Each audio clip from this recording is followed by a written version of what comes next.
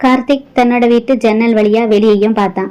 கத்திரி வெயில் தன்னோட விஸ்வரூபத்தையும் காட்டிக்கிட்டு இருந்துச்சு. ஏசி வாங்கணுங்கிறது அவனோட நீண்ட நாள் கனவு. பட்ஜெட் இடிக்கவே செகண்ட் ஹேண்ட் மார்க்கெட்ல தேடி ஒரு பழைய விண்டோ ஏசியையும் வாங்கினான். அது பார்க்கறதுக்கு 80களில் உள்ள மாடல் மாதிரி இருந்துச்சு. தம்பி, இது பழசுதான், ஆனா இதோட குளுமை வேற லெவல் அப்படின்னு சொல்லி அந்த முதியவரும் அந்த ஏசியையும் வித்தாரு. அன்னைக்கு ராத்திரி கார்த்திக் அந்த ஏசியையும் போட்டான்.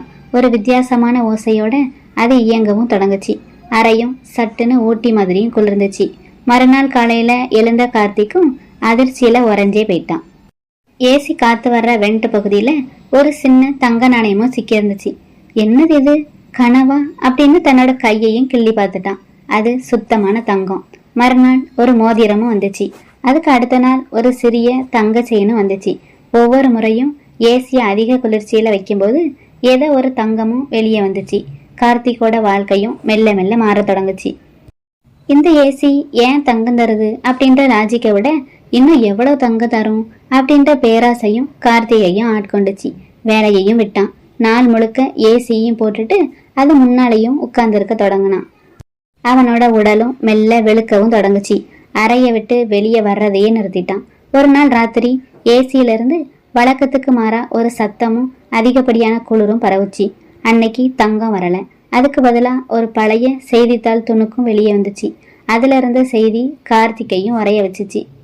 பிரபல நகைக்கடை திருடன் மாயமானான். அவன் திருடிய நகைகளை ஒரு பழைய ஏசிக்குள் ஒளித்து வைத்திருப்பதாக சந்தேகம்.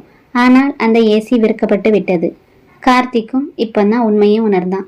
அது தங்கம் கொடுக்கிற ஏசி இல்லை, திருடப்பட்ட நகைகளை தன்குள்ள ஒளிச்சு வச்சிருந்த ஏசின்னு.